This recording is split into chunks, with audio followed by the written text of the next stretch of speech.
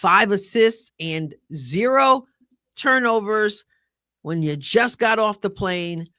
Like I said, can we keep her?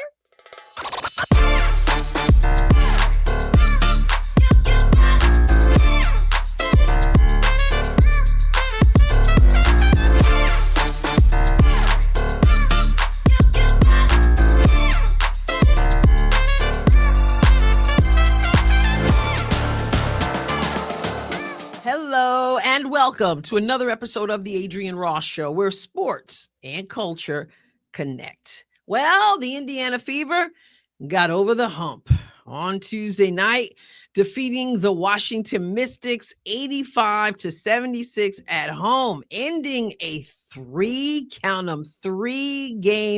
losing streak. I know it feels good to this team, and I know it feels good to the fans. The Fever won 3 out of 4 quarters in this game. First quarter, Washington scored 18, Indiana 19. Second quarter, Washington 16, Indiana 19 again. Third quarter, 21 from Washington, 31 from Indiana. And then the fourth quarter, 21 from Washington and 16 from Indiana. So the fourth quarter was the worst quarter in terms of points for the Indiana Fever. And it's not bad to win 3 out of 4 quarters. However, you don't want the fourth quarter to be your worst quarter, because you worked so hard to get where you were, to go up double digits, and then find yourself just trying to survive. So that's something that this team needs to keep in mind. But here I am with some takeaways, some things that I have noticed, and I think you ought to be aware of as well. Let's get started. First, I have to say, McDonald. McDonald had a game. Fever. We did a lot of that during the live stream. McDonald, meaning Aari McDonald. You got to imagine this. You were let go by your previous team, the LA Sparks. You're home. You're not a part of any team. Then you get a phone call. We got a hardship and we need you to come help us out. And it happens to be the Indiana Fever. You pack your bags, you jump on the plane, you head on over. Like, this is what I was talking about during our live stream. Aari McDonald just showed up the day before, and she was tasked with stepping in this point guard position. Obviously, Caitlin's been out, but then you had Sophie Cunningham go down, and your backup point guard, Sydney Colson, also going down. And so you're coming in with, like, the day before a game, and you got to see what you can do. Well, she showed what she can do. Can we sign her? Can we sign Aari? Can we keep her?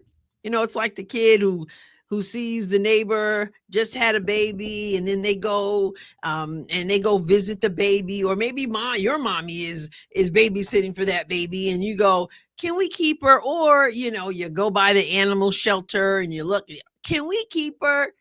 That's kind of how I feel. Can we keep Aari? I know she's 5'6", but I'm telling you, she played big for 5'6". And there's a reason why your guards, your point guards, are usually a little smaller. If you watch, I like how she plays. She's only 5'6", but she also, when she's bringing the ball up, she also stays nice and low, so those hands can't get in there and be like cookies with the steals.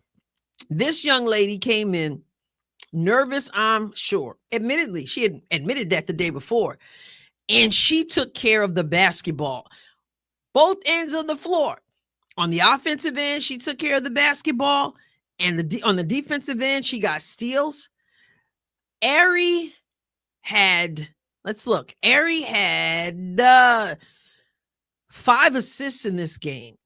5 assists, 3 steals, and check it out, 0 turnovers. Like I said, she just showed up. She had 7 points, and this team was +6 with her on the floor.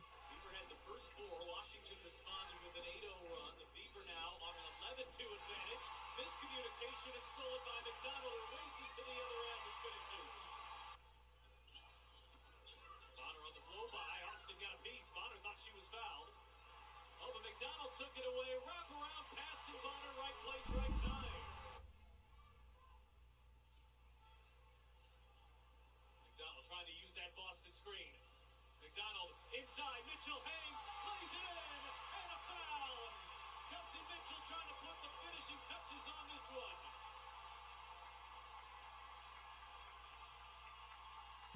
Looked good out there. For Aari to have 0 turnovers in this game is huge. Homegirl just showed up and she's taking on that point guard position. As she was home, she said she was just working out, just kind of hoping for the best, staying in shape and all that. But she's not been with this team. She has so much to learn, and yet she was able to take care of the basketball. 5 assists and 0 turnovers when you just got off the plane. Like I said, can we keep her? She certainly is a spark. I'd like to see her start, but if she comes off the bench, we know she's going to be a spark. She's going to be ready. And there's a lesson in this. It's a lesson. You never know when your number's going to be called.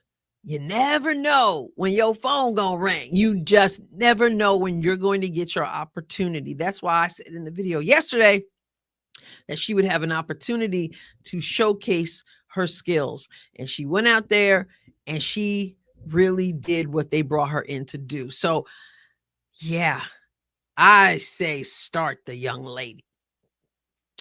Okay, that's one takeaway. The other one is Kelsey Mitchell came alive in this game, scored 24 points, 7 of 14 from the field, 4 of 7 from 3, and Kelsey Mitchell distributed the ball and got herself 3 assists and also 2 steals. I have to tell you, when her first shot went in, I said, this is huge, because when you are in a slump, and she's been in a slump, when you can see that first ball drop, it just is like, whew, let's breathe. I still got it.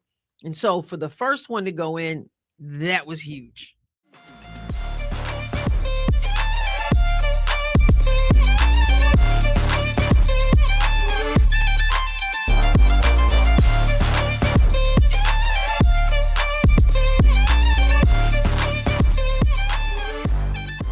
It was good to see Kelsey not only hitting shots, but also playing more under control and looking like she was enjoying herself. I mentioned during a live stream of the last game and in a video after that, that she just did not look like she was enjoying herself. And there's nothing fun about losing. So I I can't blame her. But there's one thing when, you don't like to lose. It's another thing when you just look downright miserable. She had been looking miserable, but she got that fire back, and it was good to see. Another takeaway from this game is Lexie Hull. This is not the same player as last year, and this player is not being coached by the same coach as last year. Lexie Hull has a confidence she did not have, and it's looking good. And I'm going to say it right now. The way it's looking, you just write her name down. Most improved player. I know it's early. I'm always one to say it's early, but my goodness, right now, most improved player. And Aaliyah Boston is in that conversation as well. But I gotta give it to Lexie. What she does, nope, not just standing in the corner shooting threes, but creating shots and running the baseline and hitting reverse layups and of course the defense. That's just Lexie. But offensively, most improved player from what I see. You tell me what you think in the comments. But man, let's take a little look at Lexie last night. It's a good opportunity for the Fever. She has a lot of quickness. As Hull leans in, one step, bounce past Bonner. And Colson just blows by Melvin. Mitchell, extra pass, it's Hull. Now, I know you couldn't see who it was because the cameraman fell asleep, apparently, but that was Lexie dropping that long ball. Cole working the baseline and a pretty reverse.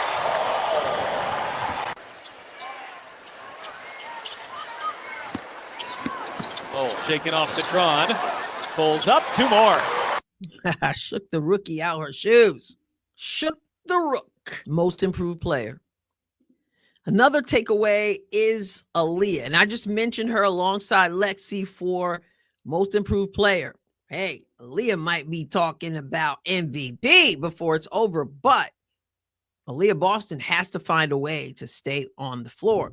Too many times when she's in foul trouble. And I know some of it is the officials because she can't seem to do jack. The whistle she's probably got the worst whistle.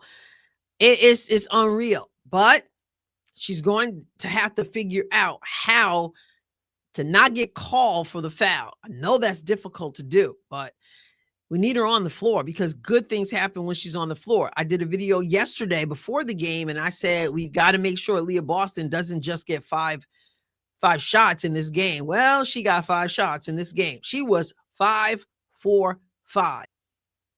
Anybody going 5 for 5, and when she's taking more shots, shooting a great percentage and making a great percentage, I should say, of her shots, you need her on the floor, and you need to make sure she gets touches. I've said this before. You cannot have multiple times down the floor where Aaliyah Boston doesn't touch the basketball. So getting the ball to her is key. Letting her go to work. She is doing business. She only got to play 29 minutes in this game, which is less than she would have played. She also had 4 assists in this game and a +2 with her on the floor for 10 points. But we got to find a way to keep her on the floor. So now I talked about the fact that this team has gotten past that losing streak.